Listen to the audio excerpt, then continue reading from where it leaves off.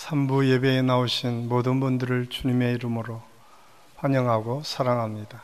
특별히 온라인으로 드리는 모든 우리 한신교회 성도들 가정에 하나님의 풍성하신 은혜가 넘치시기를 간절히 소원합니다. 지금 우리가 살고 있는 이 사회는 4차 산업혁명 시대입니다. 그래서 우리가 사는데 아주 편하게 기계들이 사용되고 있습니다. 우리 일상생활 제품 중에도 대부분 AI 시스템이 도입되면서 음성만 가지고도 작동되는 제품들이 참 많이 있습니다. 누구나가 쉽고 편하게 사용되는 것을 보면 참 우리가 사는 이 사회는 살기 편한 시대다라고 이해할 수 있습니다. 그런데 어느덧 우리가 이 편안함 때문에 많은 사람들이 더 편안한 것들을 바라보고 더 편안함을 추구하고 있는 것이 어느덧 우리 현대인들의 모습이 되었습니다. 그래서 이제는 오히려 기계들이 우리 인간을 지배하는 것처럼 느껴질 정도로 기계가 참 많이 우리 일상생활을 점령하고 있는 것을 볼 수가 있습니다. 예배도 마찬가지입니다. 코로나로 인해서 우리가 많이 모이지 못했지만 이제는 어느덧 우리도 모르는 사이에 가정에서 온라인으로 예배드리는 것이 일상이 되었습니다. 그냥 교회에 나와서 불편하게 예배드리는 것보다는 집에서 편안하게 예배드리면 좋겠다라고 하는 생각을 가진 분들이 더 많이 있는 것이 오늘의 현실인 것 같습니다. 이렇게 편리함만을 추구하는 이 시대에 우리 사순절 기간에 우리 모든 성도들이 그래도 좀 불편하게 생각되어지는 믿음의 길을 다시 생각하고 우리 모두가 다시 한번 그 믿음의 길을 돌아볼 수 있는 좋은 기회가 될 수 있기를 간절히 소원합니다. 어떤 순례자가 십자가를 지고 천국을 향해 순례의 길을 떠났습니다.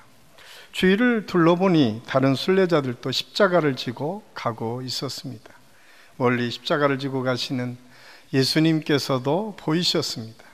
순례자들이 지고 가는 십자가가 너무 커서 그런지 모두가 땀을 뻘뻘 흘리면서 지고 가고 있었습니다. 이 순례자도 자기의 십자가를 열심히 지고 가고 있었습니다. 그런데 십자가가 너무 커서 시간이 흐르면 흐를수록 십자가를 감당할 수가 없었습니다. 그래서 이 순례자는 예수님께 이렇게 요청합니다. 예수님, 내 십자가가 너무 힘들고 제가 감당하기에 벅찹니다.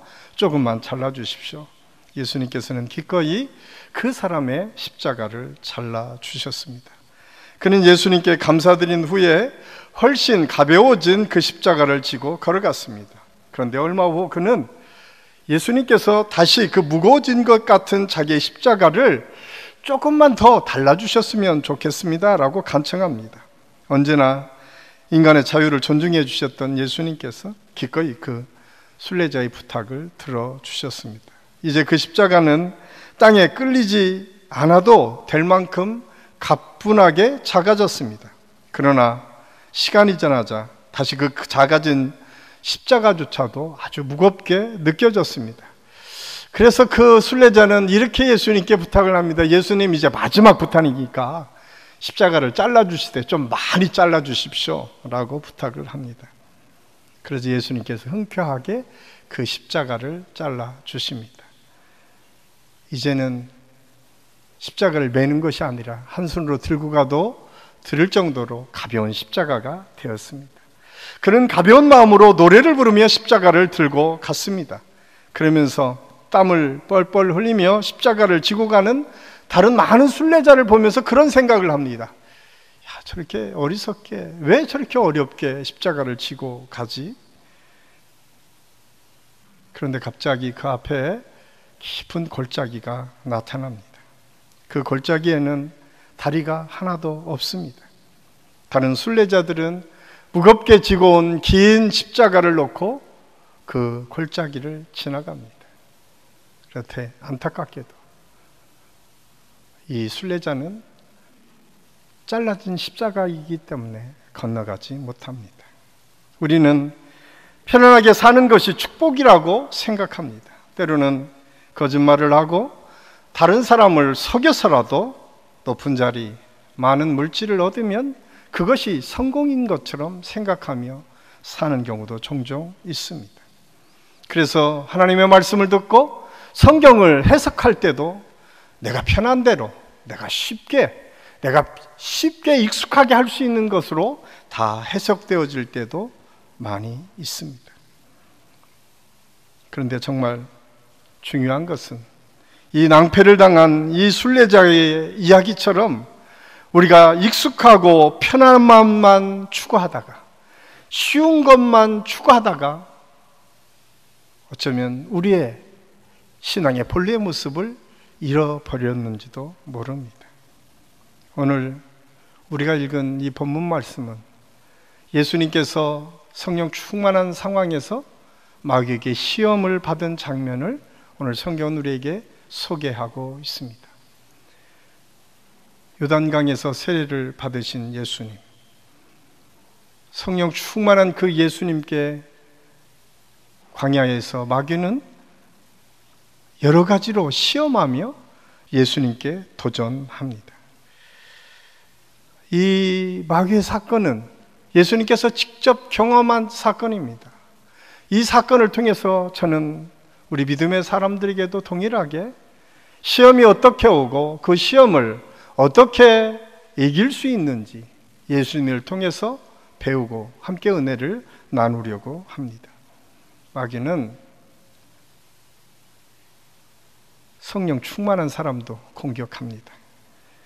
예수님께서 성령의 충만함을 입어 요단강에서 돌아오사 광야에서 40일 동안 성령에게 이끌리며 마귀에게 시험을 받으시더라. 예수님께서 성령 충만하게 광야로 이끌려 나가셨다고 성경은 기록하고 있습니다.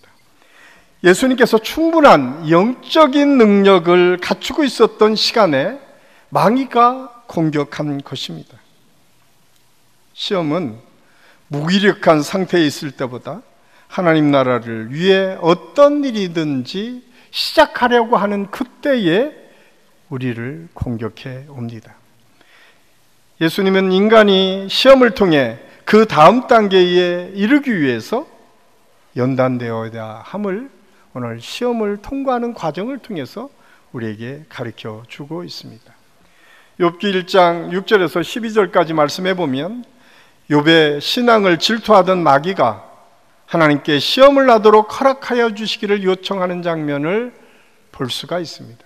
그리고 하나님께서는 마귀의 그 시험을 욥의 목숨만 건드리지 말고 하라고 응낙하시는 것을 성경은 우리에게 말씀해 주고 있습니다. 어쩌면 우리가 신앙생활을 할 때도 하나님께서는 우리 인간에게 이런 시험이 마귀의 공격이 있음을 아시면서도 때로는 그것을 그냥 허락하실 때가 종종 있습니다. 그런데 우리의 삶에서 똑같이 어려운 문제를 만나지만 그 의도는 전혀 다릅니다. 마귀는 어떻게 하든 우리를 쓰러뜨리고 멸망하고 실패하도록 시험을 주지만 하나님께서는 그 시험을 통해서 어떻게든 그것을 이겨서 우리가 더 성장하고 더 건강하고 확실한 믿음의 사람으로 서기를 하나님께서는 원하십니다. 그렇습니다. 그래서 시험이 실패로 우리한테 나갈 때는 유혹이 되지만 여러분, 시험이 오히려 우리의 믿음을 더 확고하게 하고 더 믿음을 성장하게 하는 좋은 단계가 될 수도 있다라고 하는 사실을 오늘 성경을 통해서 우리가 깨닫게 됩니다. 마귀가 원하는 대로 연단을 이기지 못하고 쓰러지면 유혹이지만 하나님이 주신 기회로 여기고 긍정하면서 성장을 위한 사랑의 시험을 통과하게 되면 더 큰 믿음으로 우리는 성장하고 성숙해 갈 수 있음을 알 수가 있습니다. 우리가 열심히 세상 일을 할 때는 어쩌면 마귀는 제일 좋아하는 때일 수 있습니다. 그런데 말씀대로 살려고 하면 그때 마귀가 공격해 옵니다. 그래서 혹시 여러분의 삶 가운데 지금 하나님의 말씀대로 순종하며 살려고 할 때에 공격당하는 어려움들이 있다면 오히려 그것을 기뻐하고 감사하십시오. 그것을 통해서 우리의 믿음이 한 단계 성장할 수 있는 좋은 기회로 삼을 수 있기를 바랍니다. 그래서 성경은 베드로 사도를 통해서 이렇게 우리에게 말씀합니다. 베드로전서 5장 8절에서 10절까지 말씀해 보면, 근신하라, 깨어라, 너희 대적 마귀가 우는 사자같이 두루다니며 삼킬 자를 찾나니 너희는 믿음을 굳건하게 하여 그를 대적하라. 이는 세상에 있는 너희 형제들도 동일한 고난을 당하는 줄을 알미라.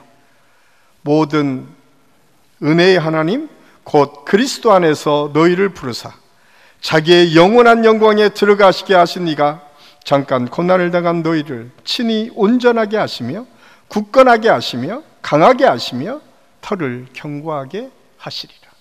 아멘. 우리는 깨어 있어야 합니다. 아무리 마귀가 우는 사자처럼 우리를 공격한다고 해도 오늘 우리와 함께 하시는 하나님께서 우리 한 사람 한 사람을 온전하게 하시고 굳건하게 하시고 강하게 하시고 더 견고하게 해주시는 은혜가 있음을 깨닫고 우리 모든 성도들이 이 믿음 속에 승리하는 삶을 살 수 있기를 간절히 소원합니다. 두 번째로, 마귀는 언제나 쉽고 편안한 방법으로 접근하여 시험을 합니다. 마귀의 욕은 금식하고 계신 예수님께 돌을 떡이 되게 하여 먹으라고 말합니다. 마귀에게 절하면 온 천하를 주겠다고 유혹합니다. 그런데 예수님은 이미 요단강에서 세례를 받으실 때에 하늘문을 열고 이는 내 사랑하는 아들이요 기뻐하는 자라고 하는 하나님의 음성을 듣게 됩니다. 마귀가 증명하지 않아도 이미 하나님의 아들이심이 선포되었습니다.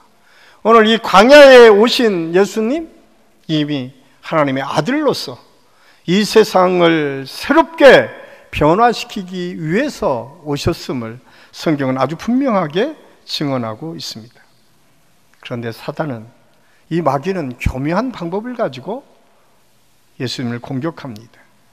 이 모든 권세가 자기들에게 있는 것처럼, 그리고 그 기적을 일으키고 세상의 영광과 권세에 관심을 가지도록 유혹하고 있음을 성경은 우리에게 말씀해주고 있습니다. 그때 예수님께서 말씀합니다. 사람이 떡으로만 살 것이 아니요 하나님의 말씀으로 살 것이니라. 그렇습니다. 우리는 떡으로만 사는 존재들이 아닙니다. 물론 떡도 필요합니다. 그래서 예수님께서 오병이어의 기적을 통해서 수많은 무리들을 먹이시는 역사를 일으켜 주셨습니다. 그런데 예수님께서는 그것이 목적이 아니었습니다. 그것을 통해서 하나님의 뜻을 바라볼 수 있도록 하시기 위함이었음을 성경은 우리에게 말씀해 주고 있습니다. 하나님의 나라는 저절로 만들어지는 나라가 아닙니다. 그냥 단순히 기적이나 굴복해서 영광을 얻는 나라가 아닙니다. 하나님의 은혜를 통해 끊임없이 노력하고 심어야만 거두는 나라입니다. 우리가 잘 아는 것처럼 달란트 비유를 통해서 한 달란트 받은 사람이 묻어뒀다가 주인에게 가져왔을 때에 주인이 이렇게 그를 책망합니다.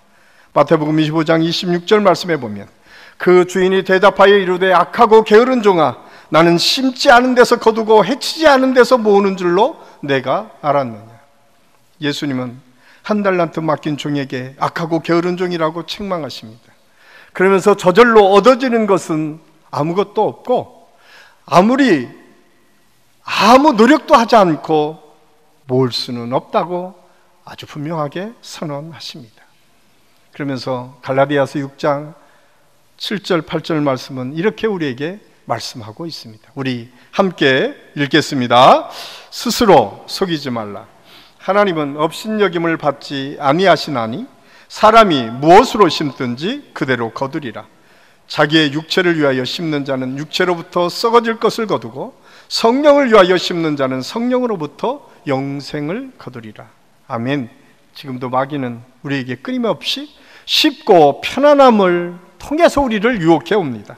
그러나 주님의 나라는 심은 대로 거두는 나라임을 우리가 알아야 됩니다. 사도 바울은 육체를 위하여 심으면 육체로부터 썩어질 것을 얻게 되고 성령으로 심으면 성령의 아름다운 열매를 거둘 수 있다고 아주 분명하게 우리에게 말씀해 주고 있습니다.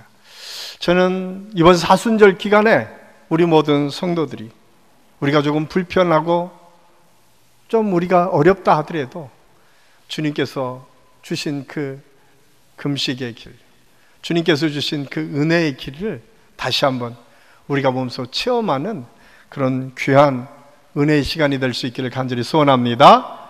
그래서 우리가 그런 것들을 많이 심을 때에 우리는 심는 대로 거두름으로 더 아름다운 열매들을 얻을 수 있습니다. 세 번째로 마귀는 시험을 통해서 하나님의 말씀을 가지고 우리를 시험에 올 때가 있다는 사실을 알아야 됩니다. 마귀가 예수님께 시험을 걸어올 때 자기 말이 아닌 하나님의 말씀을 가지고 시험을 걸어옵니다. 우리가 잘 아는 대로 창세기 3장에서는 첫 번째 사람 아담에게 뱀이 유혹할 때에 하나님께서 들려주신 말씀을 가지고 시험하는 장면을 보게 됩니다. 선악을 알게 하는 나무를 동산 중앙에 있는 나무로,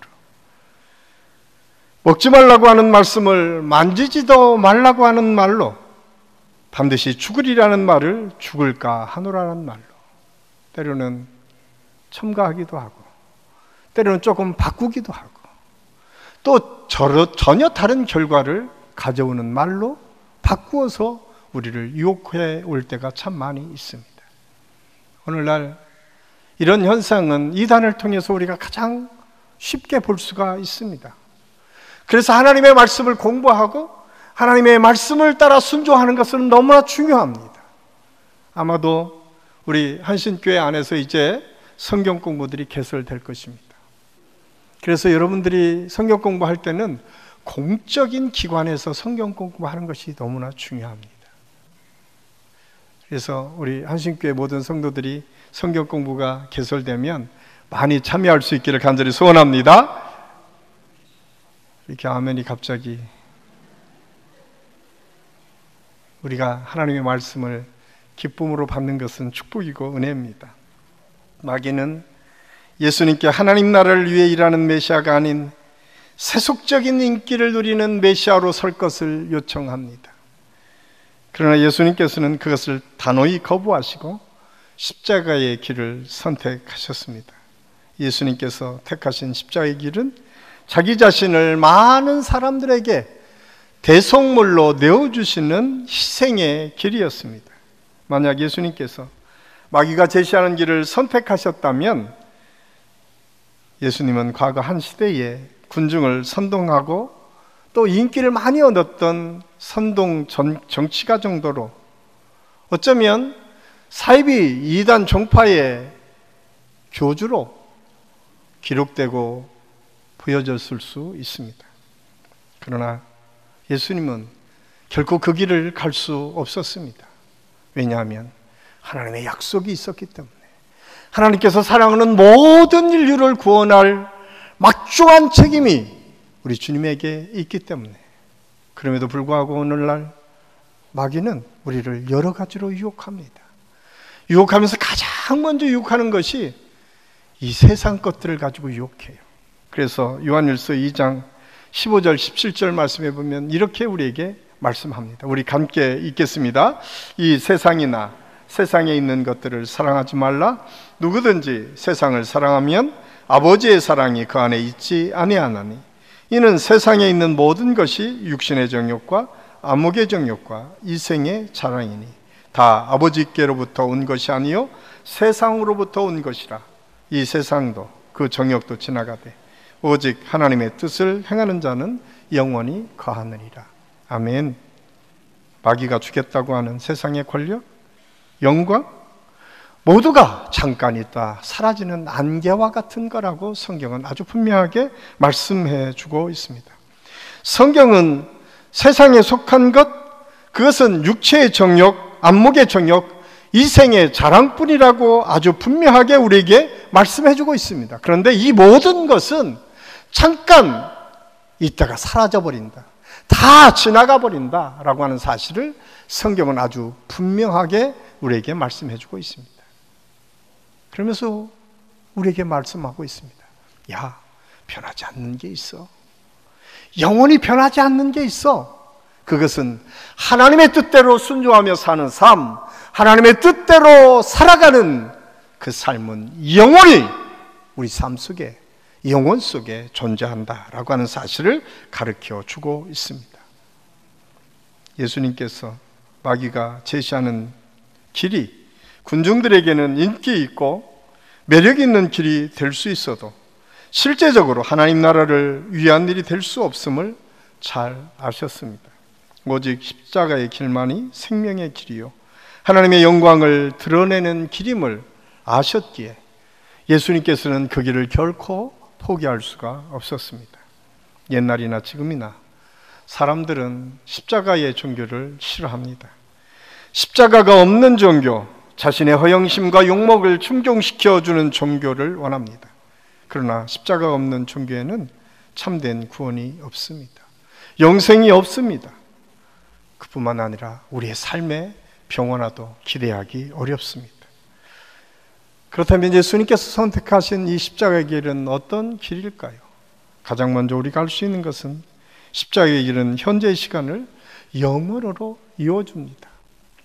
그렇습니다. 예수님께서 이 땅에 오셔서 유한한 우리 인생이 끝이 아니라 영원한 생명이 있음을 우리에게 말씀해 주고 있습니다. 그 사실을 십자가의 죽음으로 그 인생이 끝난 것이 아니라 부활하셔서 영원한 하나님의 나라, 생명의 주인이신 그 하나님께서 이 세상을 지배하고 이끌어 가심을 보여주셨고 그 길을 부활하심을 통해서 우리에게 나타내셨음을 알 수가 있습니다. 그래서 십자가의 길이 좀 고달프고 힘들 수 있습니다. 그래도 거기에는 희망이 있고 기쁨이 있고 은혜가 있습니다. 마귀가 제시하는 길은 평탄하고 좋아 보일 수 있습니다. 그런데 얼마 지나지 않아서 더 큰 쾌락을 추구하게 되고 더 큰 어려움을 만나게 되고 더 큰 절망 속에 빠질 수밖에 없습니다. 십자가의 길은 지난날에 그릇된 삶을 둘러내서 아프게 하면서 한편 근본적으로 치유해주는 역사를 경험하게 하십니다. 우리가 하나님 앞에 서면, 우리가 십자가 앞에 서면 때로는 우리의 부끄러운 모습 때문에 너무나 힘들고 어려울 때가 있습니다. 우리 주님은 나를 위해서 아무런 죄도 없으신 그분께서 십자가를 지셨는데 내가 그분을 믿는다고 목사로, 장로로, 권사로, 집사로 살아가는 우리의 모습을 그 앞에 세울 때 우리가 어떻게 그 십자가를 바라볼 수 있겠습니까? 그런데 여러분, 십자가는 치유의 역사가 있습니다. 많은 사람들이 상처받은 그 아픔들, 때로는 그것이 수치가 되고 우리에게 아픔이 될 수 있지만 그것이 십자가 앞에 드러나면 그것은 치유가 됩니다. 그런데 여러분, 우리가 세상 사람들 앞에 내 상처를 드러내고 내 수치를 드러내고 내 아픔을 드러내게 되면 더 큰 상처로 다가올 수밖에 없습니다. 그것을 피해서 어떻게 하든 이 문제를 해결하고 애쓰면 애쓸수록 더 큰 질곡으로 빠져나간다라고 하는 사실을 우리는 알아야 됩니다. 이번 사순절 기간에 여러분이 갖고 있는 아픔과 고통이 무엇인지는 제가 알 수 없지만 조용히 묵상하는 가운데 십자가 앞에 그것을 내려놓으십시오. 그러면 거기에 우리가 알 수 없는 놀라운 치유의 역사가 있을 줄로 믿습니다. 예수님이 선택하신 십자가의 길은 우리가 어떤 존재인지를 아주 분명하게 말씀해 주고 있습니다. 예수님께서 십자가를 지시고 가실 때에 많은 사람들은 저 사람이 왜 십자가를 지지 생각했지만 700년 전에 예수님의 그 모습을 보고 이사야 선지자는 세상 죄를 지고 가는 하나님의 어린 양을 보라 라고 말씀합니다. 그렇습니다. 예수님의 십자가의 길은 그분이 하나님의 아들이심이 드러나는 길이었음을 알 수가 있습니다. 묵묵히 십자가를 지시고 도살장에 끌려가는 양처럼 소리 없이 인간의 죄를 짊어지신 예수 그리스도, 그 모습이 메시아이시고 우리의 구원자이심을 증거하고 있습니다. 예수님의 제자들도 마찬가지였습니다. 예수님께서 십자가에 못 박혀 죽으셨을 때 그들은 다 각자 자기의 길로 돌아갔습니다. 업으로 돌아갔습니다. 무서워서 숨어서 살았습니다. 그런데 예수님께서 부활하시고 부활의 주님을 만나고 그 믿음 위에 바로 서니까 그 제자들이 다 하나님의 믿음의 길로 걸어가기를 시작합니다. 우리가 잘 아는 것처럼 베드로는 내가 제대로 십자가를 질 수 없는 부족한 사람입니다 라고 고백하면서 거꾸로 십자가에 매달렸다고 성경은 기록하고 있습니다. 또한 속설에 보면 모든 예수님의 제자들은 다 순교를 당했습니다. 오직 한 사람, 가롯 유다만이 그냥 그 길을 갔습니다. 예수님의 제자, 그 정체성은 십자가를 지고 그 믿음의 길을 따라갔을 때에 예수님의 제자가 분명해졌음을 우리가 기독교 역사는 우리에게 가르쳐 주고 있습니다. 십자가의 길은 예수님의 사랑이 이 세상에 드러나도록 우리를 이끌어 가십니다. 사실 십자가를 지신 믿음의 사람들을 통해서 이 땅에 기독교가 그리스도인의 삶이었던가를 보여주고 있음을 알 수가 있습니다. 우리가 잘 아는 것처럼 성 프란시스가 그랬습니다. 슈바이처 박사가 그랬습니다. 마더 테라사가 그랬습니다. 우리나라의 주기철 목사님, 손양원 목사님이 그랬습니다. 우리 믿음의 선진들이 다 믿음 위에 그 길을 걸어갔기에 저분이 예수 믿는 사람이구나, 저분이 예수님의 제자구나, 저분이 하나님의 자녀구나 라고 하는 것들이 드러났음을 우리가 알 수가 있습니다.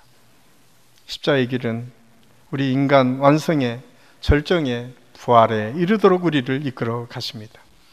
인간의 진정한 자기 실현은 옛사람을 십자가에 못 박고 부활하신 주님의 영이 우리 가운데 거하심으로 이루어집니다. 예수님의 십자가의 길은 끝까지 믿음으로 걸어감으로 하나님의 나라를 완성시켰음을 성경은 우리에게 말씀해 주고 있습니다. 그래서 십자가는 인간 세상의 희망의 문입니다. 그리고 십자가의 길은 의의 길, 공의의 길, 자신의 이기심과 욕망을 초월해가는 길입니다. 십자가는 의를 추구하는 길입니다. 이 길은 오직 하나님께서 인정하시는 길입니다. 이 세상에는 우리가 선택할 수 있는 길이 그렇게 많지 않습니다. 오늘에 와서 기독교 복음이 너무 인간의 행복, 세상적인 성공, 물질적인 축복으로만 강조되고 있습니다.